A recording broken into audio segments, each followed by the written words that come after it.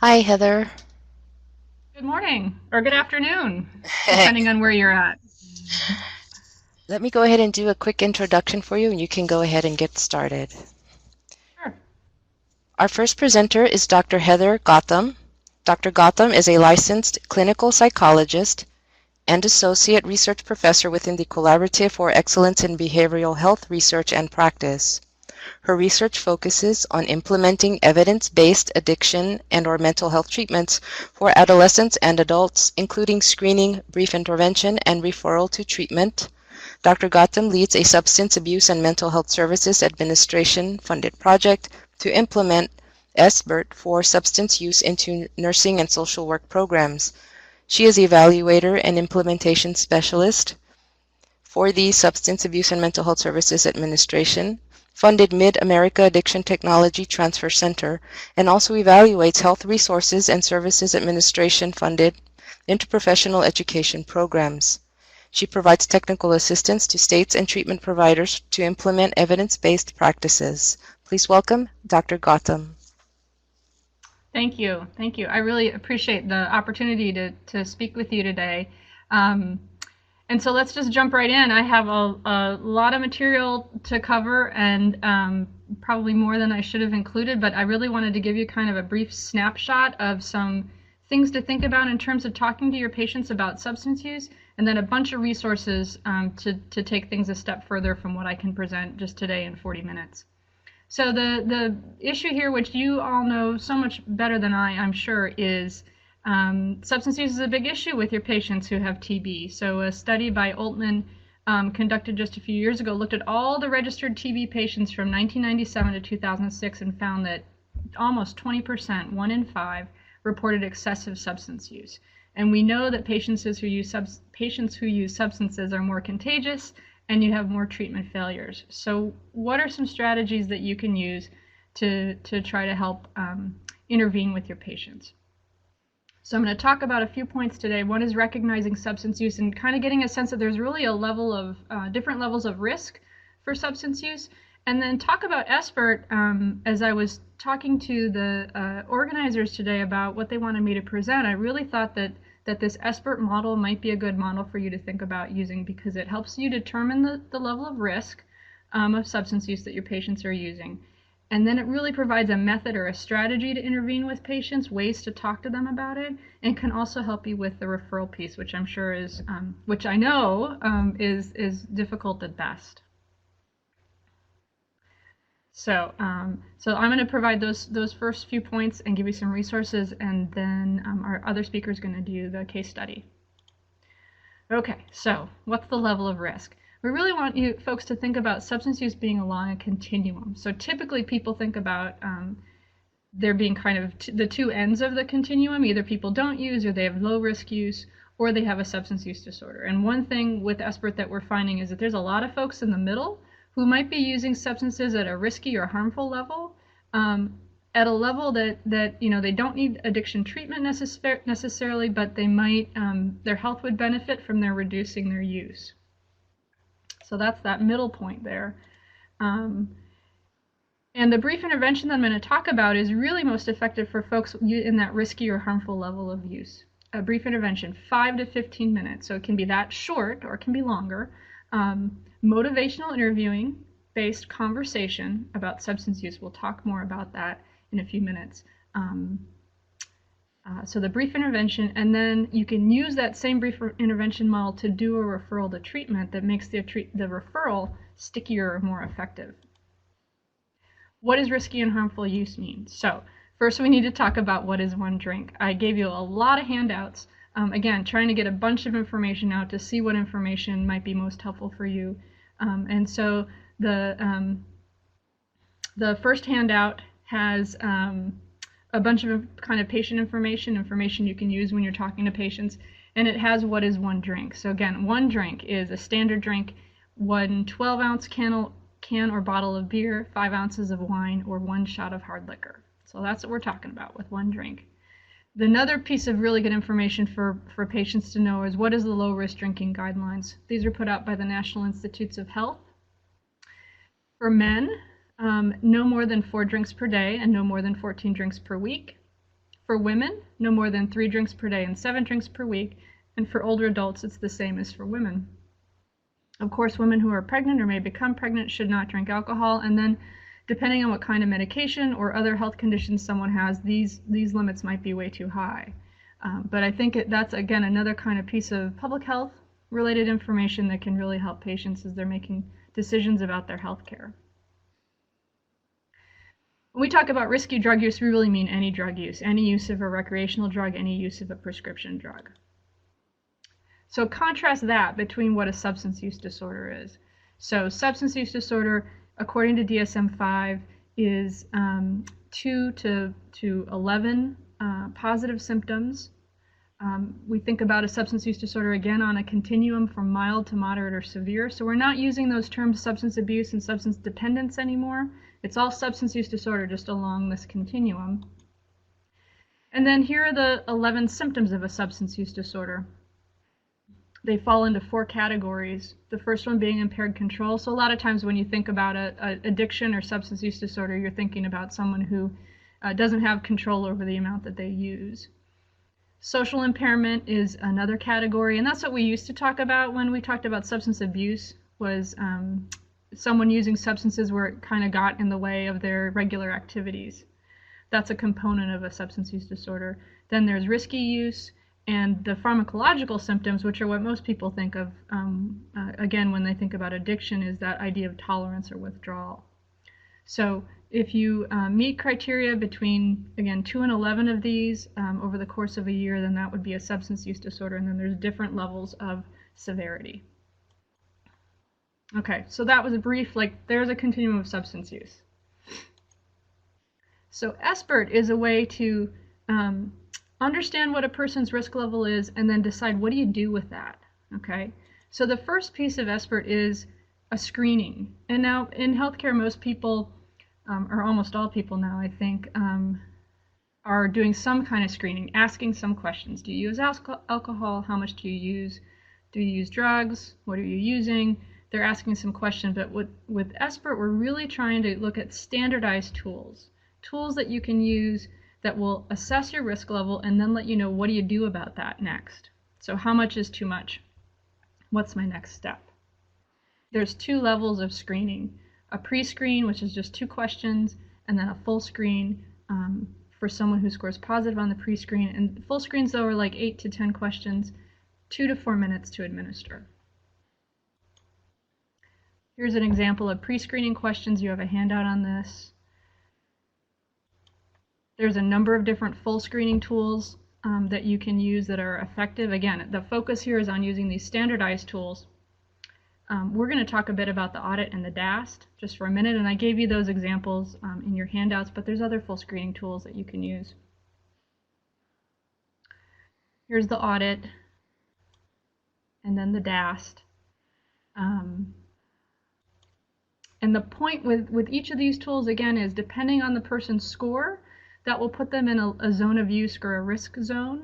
And then depending on that zone, you'll be able to both explain how much substance a person uses, and then also, as shown on this slide, you'll know what the intervention should be. So,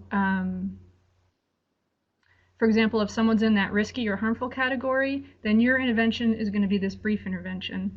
If someone's in the severe category, then you really want to look at referring them to treatment. So this screening will end up helping you determine, again, what's the next step, what's most appropriate. So briefly on the brief intervention, it is, as I said, as short as 5 to 15 minutes. It can be longer than that depending on what you need. It's a motivational interviewing-based discussion where you're really trying to understand and enhance a person's motivation to change. So I want you to think for just a minute about the different communication styles that you use as a healthcare provider. We usually categorize them into these 3. There's a directing style, which you probably use when you're explaining to someone how to take a medication, when to take the medication, explaining what the symptoms are. There's a following style where you're listening to the patient's explaining to you what their symptoms are or what their experience is. And then there's this guiding style, which is what we're going to talk about, where a guiding style is really trying to understand what the patient's experience is, and then kind of work with where they're at in terms of motivating them for behavior change. So the brief intervention uses that guiding style, and when I've done a lot of training with healthcare providers, they find this guiding style to be a little bit different. So we want to just kind of be aware that it can be a different kind of conversation. When you're doing guiding communication or motivational interviewing, the focus is really more on readiness to change and ambivalence to change. Again, it's not telling the patient how and explaining why. It's trying to understand their perspective, what their goals and values are, and then kind of working with them there to move toward the behavior that you want to see, which might be reducing substance use, taking medications, or things like that. And motivational interviewing has been used throughout healthcare now. So not just for substance use, but for some of those things you also experience in terms of medication adherence or other kinds of health behaviors. Motivational interviewing is all about that ambivalence. So when we're talking about behavior change, people feel, on the one hand, I kind of want to do something different, but on the other hand, I'm not so sure. And motivational interviewing is really about bringing out both sides of that and kind of bringing those things out in the open. And that exercise in and of itself can be really effective at motivating people to do something different. It's using their own intrinsic motivation to change. The brief negotiated interview is the kind of brief intervention that we talk about and has 4 steps. So if you'll look in your handout or right here, we have kind of our expert learning tool, and it explains what those 4 steps are.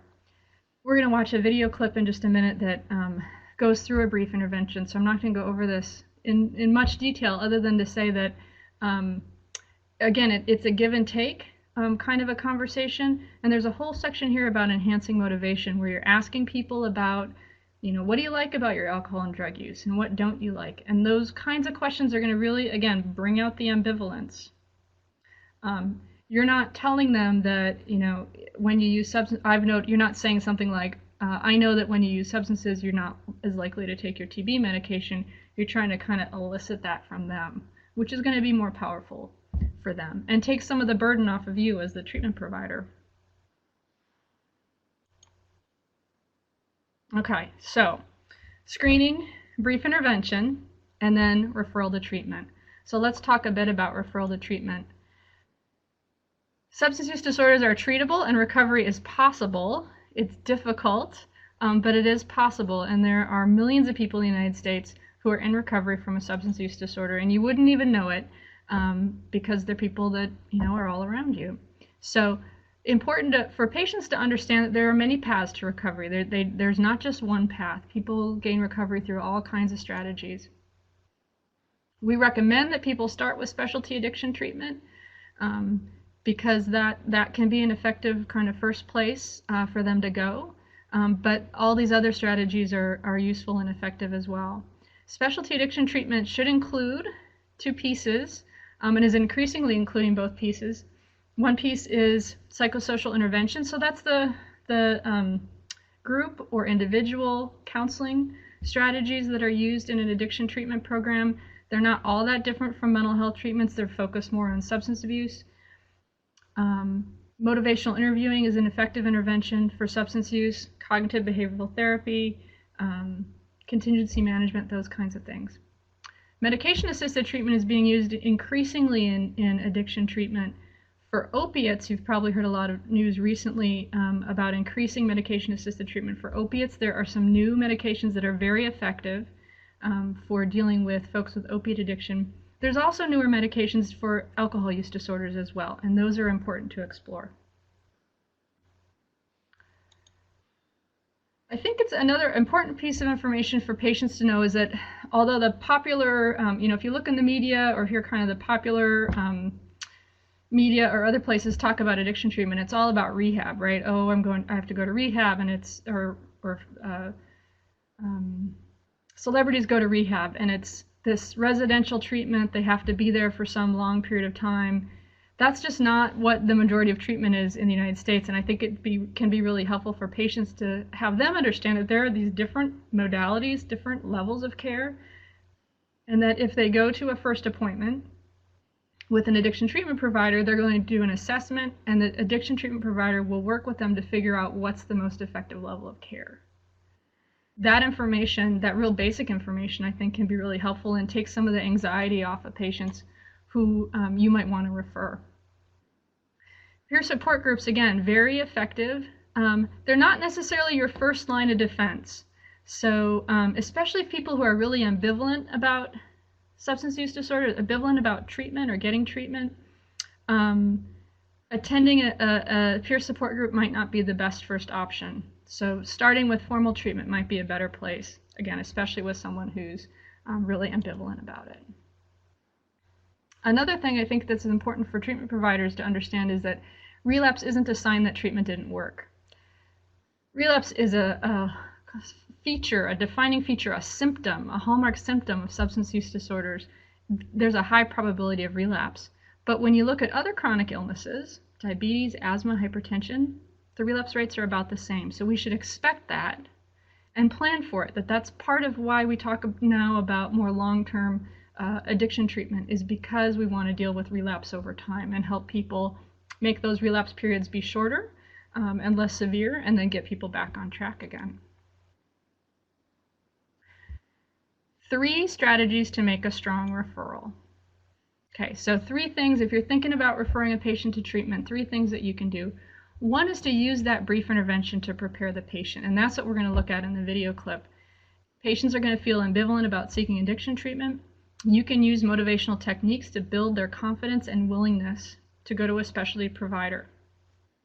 Providing some of that basic information, some of the things that I just mentioned can really be helpful as people are thinking about and wondering about and worrying about what's this really going to be like. The second thing is to plan for the nuts and bolts. I think this is a different version of the slides than I had thought we were going to be using. I had a slide in here that showed our treatment locator. So I want you to look on the second page of the handouts, the slide that has the page that has the list of the brief intervention steps. Along the side, on the right side, kind of sideways on the page, is SAMHSA's treatment facility locator. It's a 1-800 number and a website. You can go to the website, put in your zip code, and get a list of all the addiction treatment providers in your area. It also has mental health providers and healthcare centers on it as well. You'll get a lot of good information there about what the treatment providers are in your area. And what you should do with that then is to start calling those places and get more detailed information. We know that referral to treatment with folks who have a substance use disorder it's a really difficult thing. The rates of engagement from a referral to someone actually getting to treatment and going to the first appointment are very low. That's why we're talking about some strategies. One way to help increase that rate and get patients to actually go to treatment is going to be to know the resources in your area. So you're not just handing them a piece of paper. You're able to say, when you call such and such provider, here's what they're going to ask you to do. They accept, rolling appointments. You can go in anytime, or here are the times when you can get an appointment. And those kinds of bits of information can be really helpful. Also, each state has the state, like Department of Behavioral Health or whatever the Department of Substance Use, whatever it is, they also have a list of treatment providers that can be really helpful. So you're doing a brief intervention, you're talking about specialty care, you've got your list of treatment providers, and you can help the patient figure out which treatment provider might be best for them. And then the warm handoff is the third piece. And that's directly introducing the patient to the addiction treatment provider during the visit or as part of their visit with you. This could be an introduction. It could be helping the patient make an appointment, make a phone call to make an appointment. It could be helping the patient call the insurance company. So it's, again, not just a handoff, not just a referral, but what we call a warm handoff. And there's some studies that show that these really do increase the referral rates. Okay, we're here now to the video piece. I think Delphina is going to take over and play the video for us. Hi, yes, everybody just stand by. Your screen is going to change for just a second.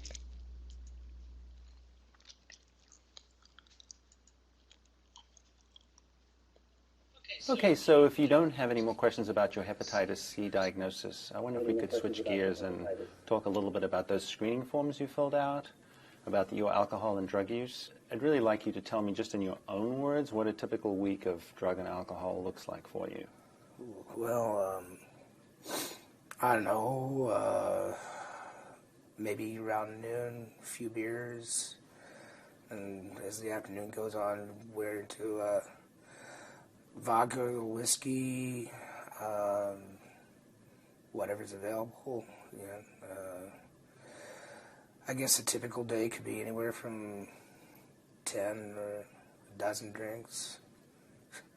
To be honest, I don't really count. It's hard to keep track. But, pot or Adderall, maybe 3 or 4 times a week.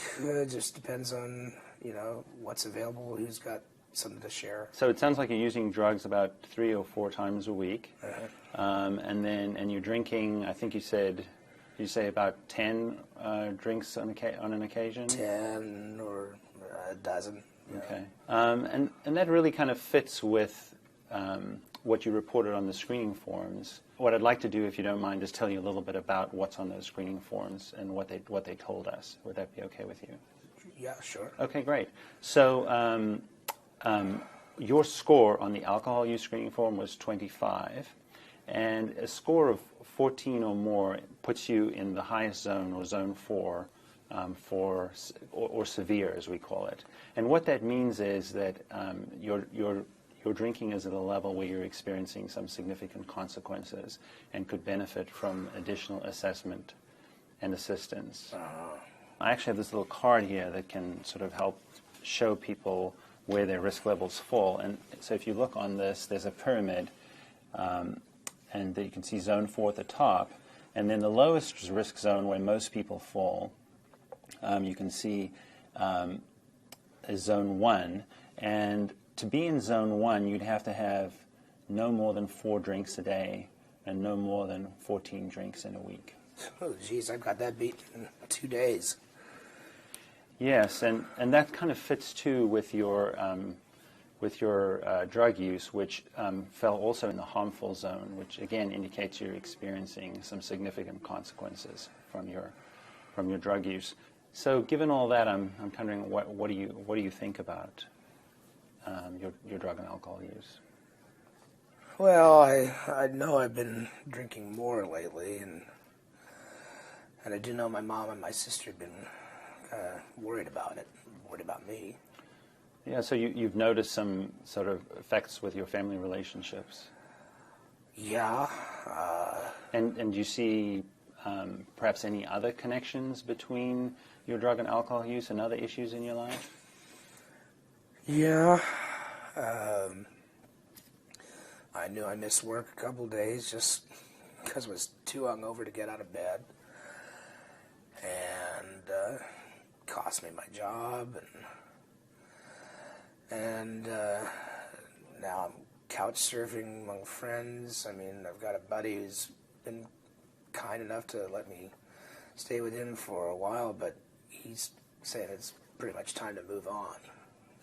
So you've noticed that it's affected not only your family relationships, but it's also had a big impact on your work life. Yeah. Okay. Your drinking puts you in the severe zone, and your drug use is putting you in the harmful zone, indicating that you're having some significant consequences from your use, and that you could benefit from some additional assessment and assistance. And I'm certainly concerned about you and your use. And it sounds like you have some concerns too. It's your family life. It's really affected your work. And I know earlier you were talking with a nurse practitioner about how alcohol use can really severely affect somebody with hepatitis C. Yeah. So given all that, what I'd really like to do is refer you to some more specialized services where they can more sort of fully assess your situation and figure out how the best they can help. And so I kind of wonder how open you are to something like that. Actually, I have this little ruler here, and you can see it has a scale from not at all 0 to 10, which is very. And so how ready are you to perhaps go see somebody to get some help with your drug and alcohol use? What number would you give yourself on this scale? I don't know, maybe a 6. Okay, so you picked a 6, which indicates that you do have quite a bit of readiness to talk to somebody. What made you pick a 6 and not a lower number? Well, I know I can't keep going at this rate. Something's got to change. Yeah, but I don't want to be locked up in some rehab clinic or anything like that. Okay. So you don't want to be forced to do something you don't want to do. And so why don't we take a second to talk about what the pros and cons of getting help would be, and that sounds like one of them. What other concerns do you have? Well, not getting a buzz when I want to. Getting that escape is important to you. Well, my life kind of sucks right now. So it's what's giving you sort of both relief and enjoyment. It's the only thing that's giving me enjoyment right now. And with not working, I mean, I don't know how I'm going to be able to afford treatment. Okay, so let's switch gears now and talk about the other side. What would be some of the good things of getting assistance? Maybe just get back to work, get on my feet, get my mom and my sister off my back, that sort of thing. Okay. So you're talking about some pretty substantial changes that would turn your life in a very different direction, make a pretty positive move forward. Yeah. Okay. I can see that you're kind of grappling with, on the one hand, how important that would be, and yet how difficult it's going to be. Yeah, it's scary when you think about it. I mean, how I got here, and what's even scarier is how I got this infection. Okay. Well, do you mind if I summarize what we've talked about so far? No. Okay, so when you think about getting some help with this, it sounds like what you're really concerned about is being forced to do something you don't want to do, and then losing some of that enjoyment that you're getting. In fact, you know, the only enjoyment that you're getting. But on the other hand, you recognize that it's a sort of, your drug and alcohol use is really affecting your family life, it's affected your work life, and also your health. And it sounds like you have some aspirations for having a better life, for being healthier, for having better relationships, and so on. So as you weigh those two things, I'm wondering what you think about giving treatment a try. Yeah. I mean, what else? There's only one way to go but down from this point. I'm glad you're at least open to the idea, and I don't know if you've had any experience with drug and alcohol treatment before. And if it's okay with you, maybe you could tell me a little bit about what you've heard or what you know about drug treatment. Well, I know about AA and that ad abuse stuff. Quite frankly, that whole AA thing does not appeal to me. The idea of this drug that makes you puke just if you have the slightest bit of alcohol, that's not too appealing either. So yeah, so what you've heard doesn't sound too good. No.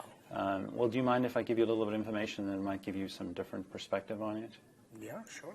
There are other options in the two you mentioned, and in particular there are specialized forms of counseling as well as other medications that have proven to be effective for people with substance use problems. Okay. I don't want to be cooped up. I mean, I wouldn't have to be committed or someplace that I couldn't check myself out of, right? Yeah, no, this is something that would be entirely voluntary and entirely up to you. We're not talking about mandatory treatment or anything like that. Now, the question of whether the treatment would be sort of residential or outpatient, that would really depend on what you need. But you could at least go and meet and get assessed. They would be able to take more time than I can in just a few minutes here to understand your situation and then work out a plan with you, including perhaps how to deal with the cost. Okay. And we're just talking about taking the first step here. You could, go meet with them, let them talk to you a little bit about what treatment is going to be like so that you have a better vision of the way forward. It would at least give you another option on the table. Okay. Yeah. Sound reasonable? Yeah. Okay, Yeah. good.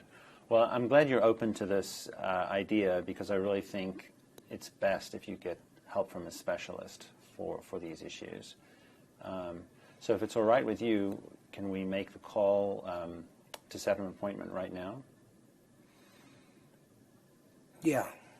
Okay, Yeah. great. Well, let's head back to my office where we can work that out. Okay.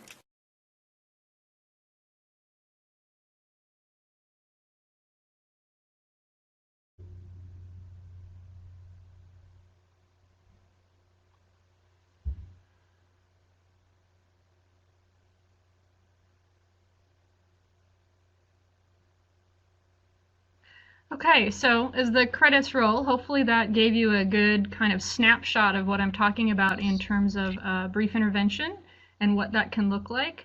And let me get my video back up. There we go. So just a couple things to think about again as you think about that interaction with a patient.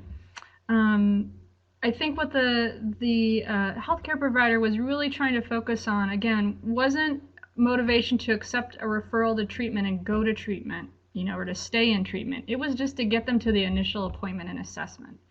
And sometimes that is, all that you can do, right? As a healthcare provider, is, can I get them to that first appointment?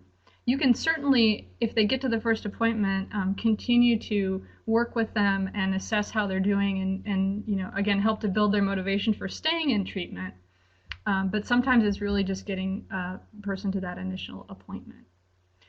The brief intervention steps that we talked about in the beginning, you can tailor each one of those steps, as was done here, to use for a referral to treatment. There's a handout that's specifically about how to do that, transferring some of those things. A couple more things I wanted to mention are just, again, paying attention to the tone of voice, and the words used by the clinician in that video. A very even tone, a very non-judgmental stance, really trying to elicit from the patient, what are your concerns? What are your thoughts?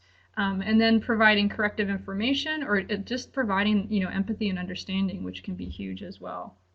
That accurate empathy, what they found in research on motivational interviewing, is that accurate empathy, so being able to reflect back what you think the patient has said, and do it in an empathic and respectful way, that in itself is really a key to behavior change. So the more that you can do that kind of accurate empathy, the more you'll bond with your patient, and the more that they'll be able to change. Also, they talked about the pros and cons of getting help, which again is a good conversation to have, because you can start to kind of head off some of those, well, yes, I'd go to treatment, but I have all these, transportation and paying for it and concerns that they have. And those are all really important conversations to kind of get out in the open ahead of time and plan for. So those were a couple of the things I thought important in that video. So heading now to resources. Again, this was a really brief snapshot of a strategy that you can use with your patients to talk to them about substance use. So there's a couple of different sets of resources in the handout. I would suggest, if you're interested in these kind of strategies, to first get some more training. You can do online training on SBIRT. A lot of it's free. And so I gave you some of the resources in your handout. If you're interested in motivational interviewing, there's great online and in-person training. There is a free online training that's available through the ATTC network, Addiction Technology Transfer Network, that you can use and access, that's designed for healthcare professionals. In-person training on motivational interviewing is offered all around the country. A lot of it's done through the ATTC network, so you can go to the attcnetwork.org webpage and find your local regional center. I work for Mid-America ATTC, which covers 4 states, but each state is covered by an ATTC regional center. We do a lot of motivational interviewing training that's often open to other kinds of healthcare professionals. I also suggest that you kind of gather your resources, patient education materials, that information on treatment and referrals that we talked about, knowing the treatment providers in your area, making direct contact with them. Who is the person, if you call them on the phone, who's the person who answers the phone? What kind of information do they need? So you can give that information to your patients in advance. And then plan for implementation. So this might be a good idea, but how's this going to work within my practice? Where could I do the screening? Where in my interactions with a patient can I do the screening? How would it fit with the treatment planning or things that you do? And so to really try and plan for that in advance. Just wanted to say one of those trainings that's free that anyone can take is our course, Expert for Health and Behavioral Health Professionals. It's available at these 2 different websites, free, including for CNE. And within that are the clinician tools, patient education materials, all the resources that I'm giving you today are all embedded in that course. Also, the video that we just watched is one of 4 videos that we filmed for the course, and they're available just on a Vimeo, which is like YouTube, this Vimeo channel, so you're able to watch those. And I am more than happy to respond to questions, provide more information, have a phone conversation, whatever you need. Please use me as a resource. That's what I'm here for. I think that wraps up my... Thank you so much, Heather. So we're going to go ahead and continue with our next speaker, who will present a case study, Debbie Onofre.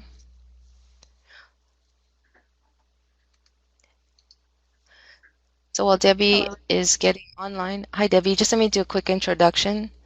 Debbie served as a charge nurse for the Texas Center for Infectious Disease, working primarily with the population of patients with TB. Her experience included direct nursing care to patients who were hospitalized at TCID, both on a voluntary and protective custody basis. She also served as a senior public health nurse for the City of San Antonio Metropolitan Health District, managing patients with tuberculosis. Currently, she serves as a TB nurse consultant and educator for Heartland National TB Center. Please welcome Debbie Onofre. Hello, everybody. Thank you for joining us. I'm going to apologize ahead of time. Oak pollen is really high right now, and it's not doing well with me. So I apologize if I have like a little coughing fit or sneezing fit. Just ignore me. I'll come back and I'll finish out the presentation, but I'm going to try to do this without any of that. I took quite a bit of step to prevent that. So anyway, let's get started. I'm going to present a case study about a 20-year-old male who is currently being treated in the community for multi-drug resistant TB. And I'm also going to be presenting some of the substance abuse challenges that have complicated his course of treatment.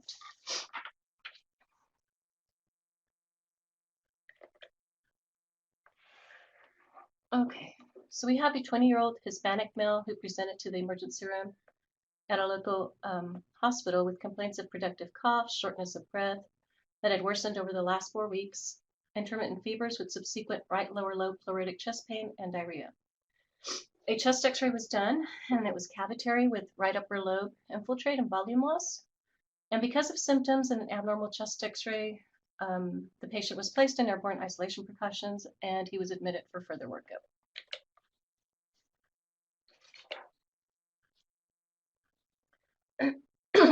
So he's admitted to the hospital and evaluated. Medical history identified a history of syphilis at 14 years of age that had been treated. But aside from that, he really didn't have any other problems prior to this onset of symptoms. Labs were drawn, and the CBC and CMP were pretty much normal. LFTs and the creatinine were within normal limits. But the drug screen was also done, and that was positive for marijuana and cocaine.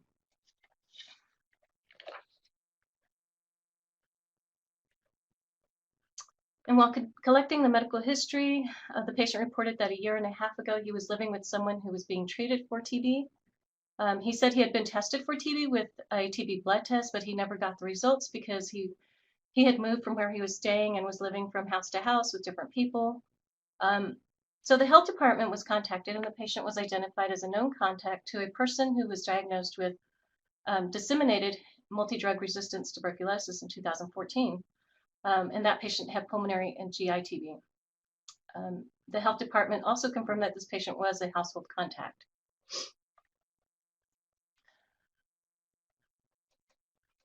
So in 2014, as part of the contact investigation for the guy diagnosed with MDR TB, this patient had a TB quantiferon Go test and it was positive, but the health department wasn't able to notify the patient of the results or offer him treatment for TB infection because they couldn't locate him.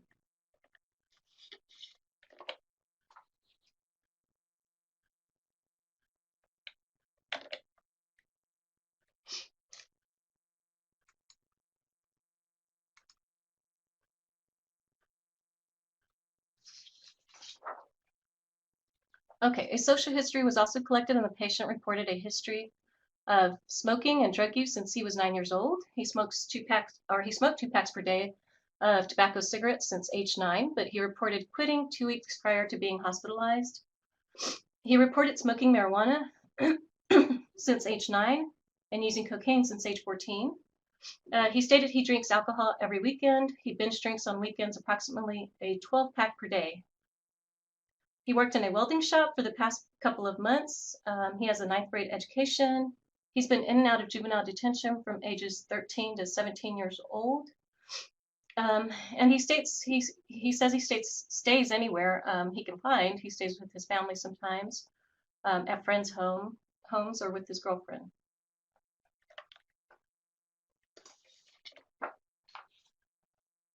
Okay, this patient had a positive QFT quantiferon result, but healthcare workers weren't able to locate him and offer him treatment for TB infection.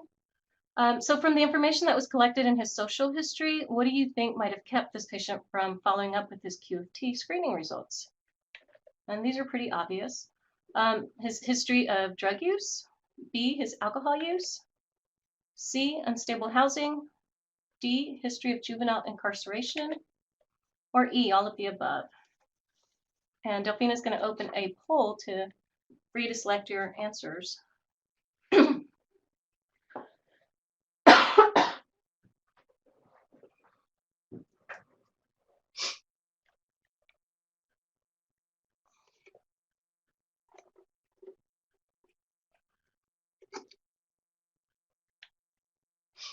I think for the most part, everybody is saying E, all of the above. And that's the correct answer.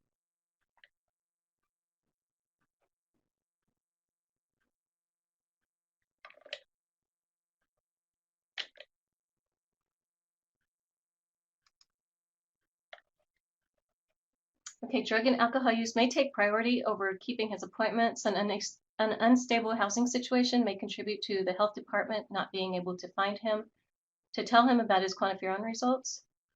His history of juvenile incarceration since age 13 is an indicator that he may not like rules and then may not even want to follow them. So he's going to be less likely to keep his appointments. So it's very important to collect a very thorough social history, and ask lots of questions because it's going to help us identify potential barriers to treatment. And then we can start trying to tackle those barriers early on into treatment so that the patient can complete anti-TB therapy successfully. Another question.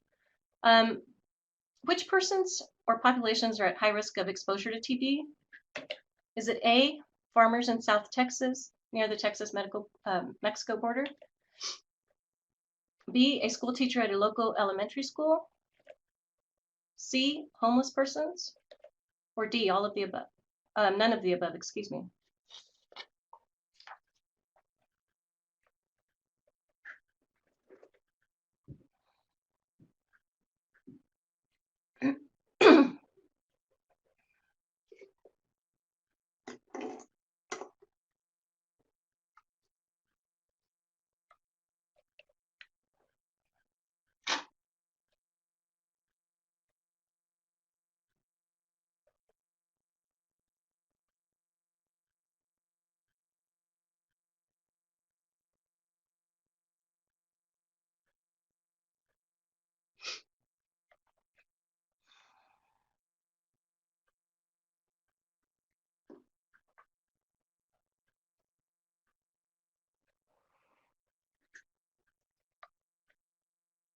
So I think we can close polling. The majority are choosing homeless people.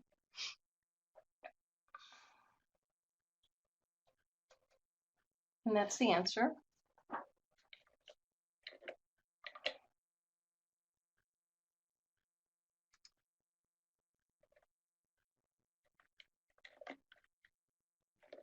Okay, so populations at highest risk for TB disease are contacts of infectious persons, people who are HIV infected, foreign-born persons, people who are homeless, those in congregate living situations, person who inject illicit drugs, detainees, and prisoners.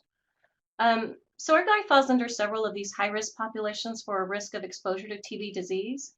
And he has definitely been exposed, and now he actually has active TB disease. So now we have to treat his TB in the midst of all the barriers to treatment that we've identified with this individual. So we collected sputum specimens for AFB smear and culture, and they were AFB smear positive, greater than 10 per high-powered field. And cultures were positive as well, but that really wasn't a surprise. We kind of figured that. Treatment was initiated with rifampin, INH, PZA, and ethambutol while he was at the hospital. And then lo and behold, the drug susceptibility report indicates resistance to rifampin, PZA, EMB, INH, streptomycin, and rifabutin. So Rife was discontinued and he was transferred to Texas Center for Infectious Disease, which is the TCID, the TB hospital in San Antonio, Texas. And on admission to TCID, the patient was started on treatment for MDR-TB. The molecular detection of drug resistance, drug susceptibilities, and genotype results matched the person he had lived with a year and a half ago, which was that patient with MDR-TB. So the TCID physicians decided to treat him with cycloserine 500 milligrams daily, ethionamide 500 milligrams daily, moxifloxacin 400 daily, linezolid 600 milligrams daily, amikacin 750 milligrams daily, IV Monday through Friday, and then B6 100 milligrams daily. So another question. This patient is on the following medications, which can all have major side effects and toxicities. Which one of these meds is most likely to cause depression, psychosis, and suicidal ideation? Is it A, cycloserine, B, ethionamide, C, moxifloxacin, D, linezolid, or E, amikacin?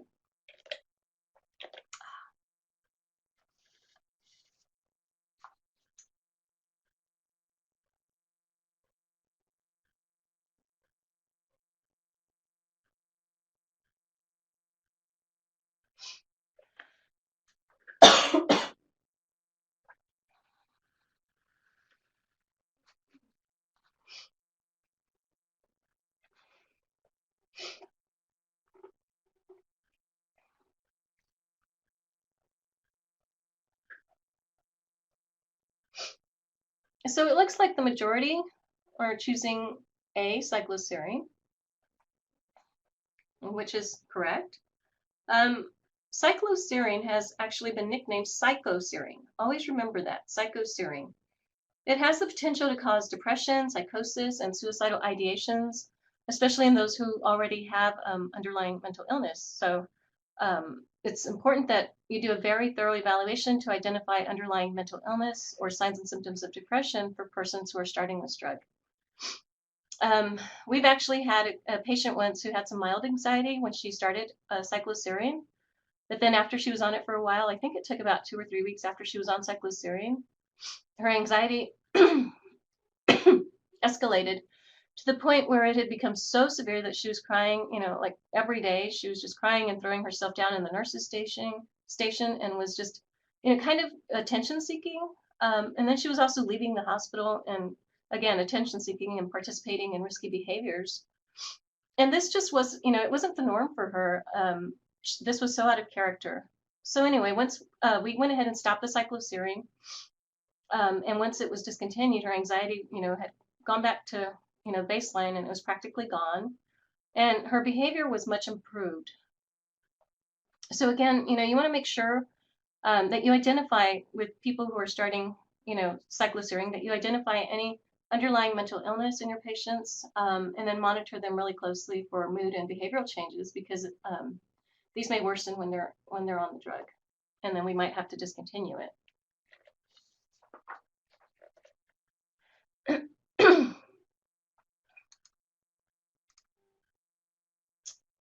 Okay, so our patient was on a regimen which included cycloserine, ethionamide, moxifloxacin, linezolid, and amikacin. He had clinical, radiographic, and bacteriologic improvement. His symptoms actually improved. He had gained weight. I think he gained like 18 pounds over 2 months. His chest x-ray improved, and his sputum smear and culture had converted within 2 months. And then he was receiving substance abuse counseling here with our substance abuse counselor. And he was abstaining from drugs and alcohol. So he was doing pretty well. But as he started to feel better, he unfortunately became non-adherent with hospital rules, and he started leaving the hospital and stopped seeing his substance abuse counselor. We suspected that he was using and selling drugs, and he was leaving the hospital.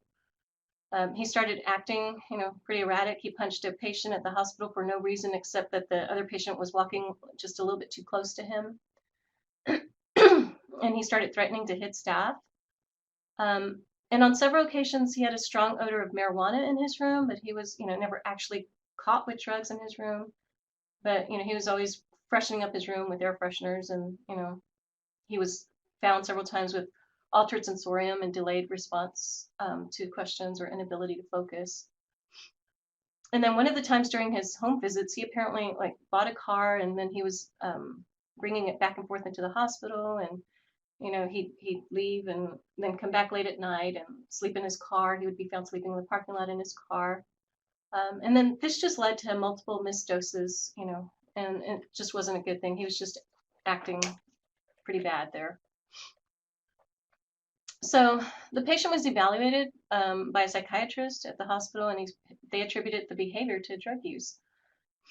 And then, just given the possibility that cycloserine may have been responsible for some of his behavioral issues, even though we didn't really have any evidence of this, cycloserine was discontinued, and we modified the regimen by adding PAS. He eventually left TCAD against medical advice after 4 months of anti-TB therapy. Then he reported to the local health department in his hometown for continuation of his TB meds. At the health department, he was initially eager to continue treatment and was adherent to anti-TB therapy, but because of his lifestyle, he was frequently moving. Excuse me. He moved into a small travel trailer, which had no power or running water, and he didn't have a whole lot of food. And he started missing doses because he wasn't really available ever to receive his DOT. He started missing, again, lots of doses. And then he's reportedly using synthetic marijuana, and healthcare workers have reported that he twitches and shakes, sometimes when they're giving him his DOT. So they don't give him his medications. The patient has actually reported, to staff that he passes out when he's high. And then health department staff also report sometimes that when they're doing home visits, that he's so impaired that he can't answer the questions related to toxicity. So they've got quite a bit of a challenge there. He's also lost 14 pounds since leaving TCAD. So again, some of the obvious challenges that the local health department is currently pressed with is his illicit drug use, his alcohol use, his unstable living conditions.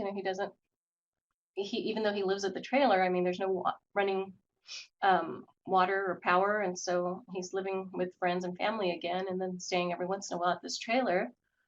He doesn't have appropriate food in his home, to eat good, to increase his nutrition, and he's still got the erratic behavior. And so they have very little to no resources available to help this patient in that county, but he has MDR-TB with only a few months of anti-TB therapy under his belt. So I think we probably have about 1.5 years left to treat him. So it's going to be quite a challenge. So the local health department right now, because he is outpatient, they're weighing out their options for treatment. Do they readmit him to TCID under court order? Do they admit him to the San Antonio State Hospital to get his mood and behavior under control? So perhaps he might be a little bit more adherent to TB therapy. Or do they admit him to like a jail or, I don't know, I guess one of the local jails, a more contained environment? We don't really know at this point. And then things to ponder. I mean, if he is admitted to TCID again, what do we do if he leaves AMA again? I mean, and then will the state hospital even admit him? Will the jail admit him? They see MDR TB. They try to run away from that. They're not very accepting of those patients. So how are we going to complete adequate anti-TB therapy on this patient successfully? And this hasn't quite, been figured out yet.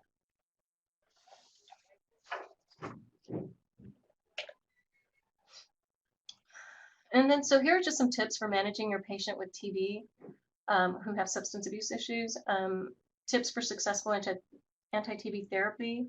Identify and address substance abuse early into anti-TB therapy. Identify rehab facilities in the community, like Dr. Gotham mentioned, and then try to link your patients to these rehab facilities and counselors, so that they can support them. And then also encourage the family to be supportive of, your patients who you're trying to get, off of drugs or alcohol, so that, as that video said, if you've got family support, they could really, help a whole lot with, making a positive influence on that patient.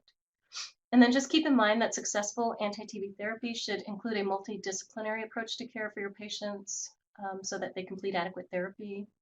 So it's very essential that you identify community resources and then use every resource available to you, because that's the only way you're going to complete treatment successfully. And because Heartland employees love cupcakes, I thought I'd throw in a cupcake and a big thank you for joining us this afternoon. Hopefully we can get this patient treated successfully, but it's only a wait and see type of thing. And I think we've got like 5 minutes for questions. Yes. Great job, Debbie. Thank you so much.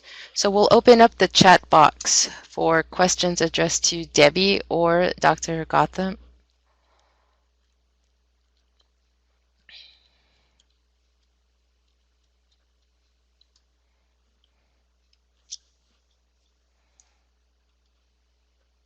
And as I told Dr. Gotham, the biggest challenge for nurses is the lack of resources. How do we link them into community resources? So I'm glad she gave us that information. And also for me, I was a case manager with the city of San Antonio. And then, how do you screen your patients, a quick screen, because, we all have a million things to do. So something to quickly screen the patients. So again, Dr. Gotham provided that for us as well. Debbie, it looks like there's a question from Chris. How often did you collect sputum?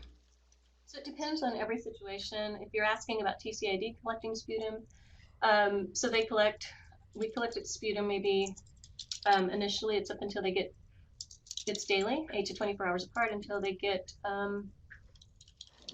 negative smears. And then after that, we go ahead and collect like once a week or every 2 weeks for culture conversion.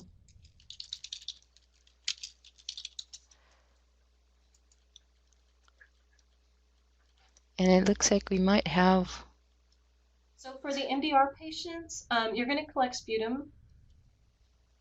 We're not going to get them off of we're not going to get them off of isolation until they've had 3 negative cultures.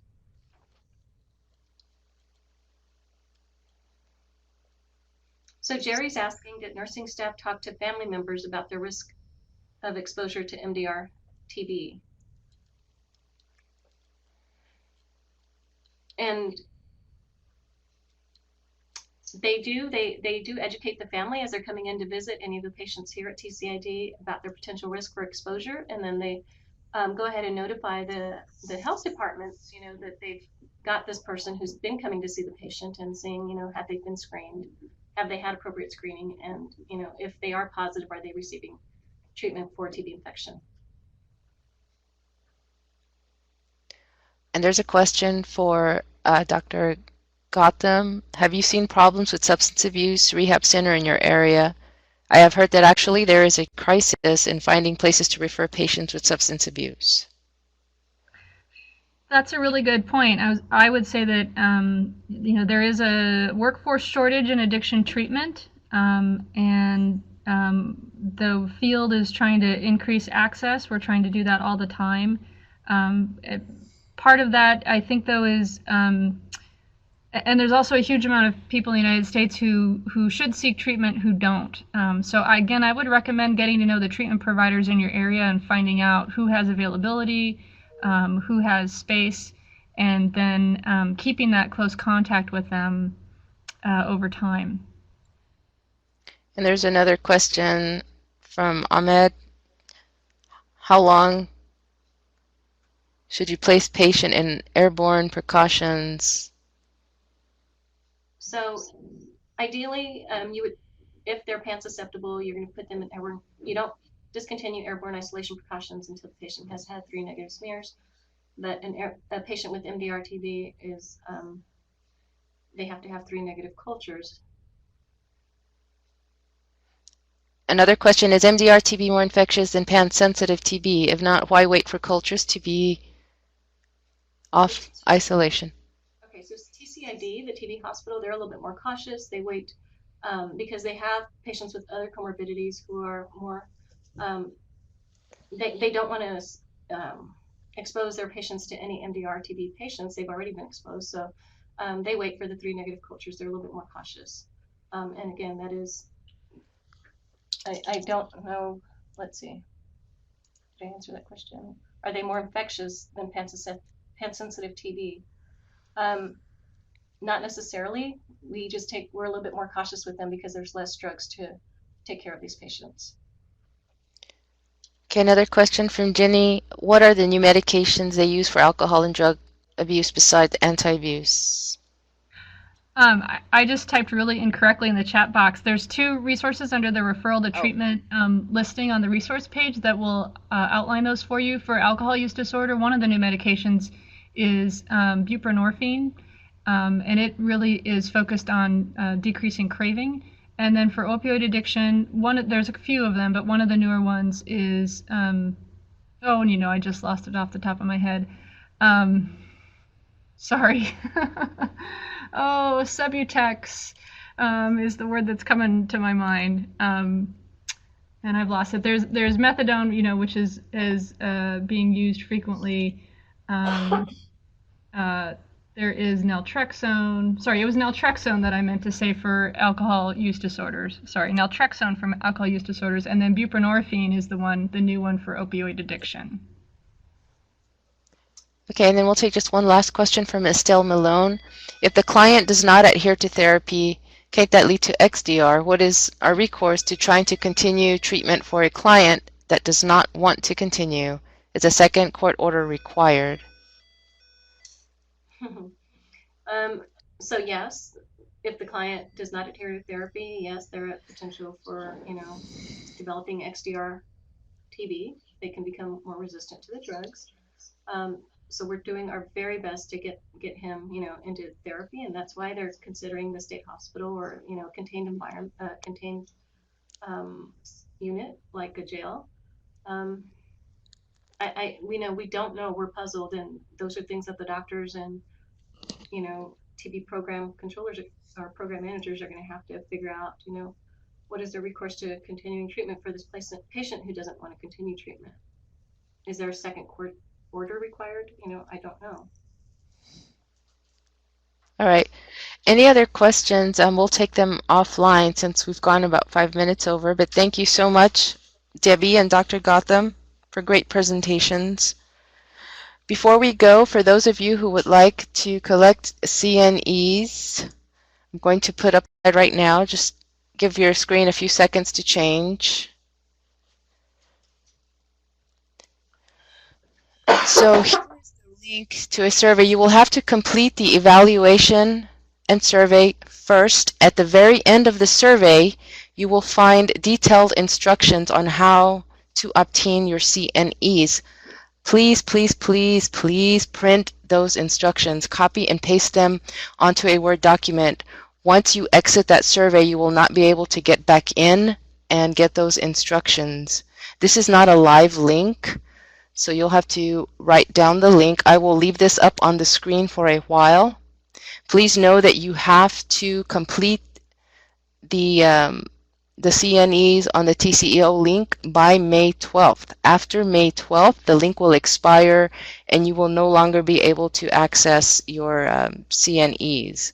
So again, open up the link, take the quick evaluation. At the end, print the instructions, copy and paste them to a Word document, and print the instructions so that you have them so you can refer back to them later. Make sure to complete the CNE process by May 12th. After May 12th, there's nothing that we can do to open that link back up for you. Also, I want to remind everybody who viewed as a group to please complete the sign-in sheet. Print your first and last name and your email as legibly as possible. Sign it and return it back to me by fax or email. My fax and email is at the bottom of the sign-in sheet. If you have any more questions for Debbie or Dr. Gotham, you can email them to me and I will forward those questions to them. If you have any questions about the CNEs or the evaluation or handouts or files, you can email me, Delphina. So again, I will leave this slide up for a while to give everybody a chance to write down the link. Thank you everybody for being online. Bye.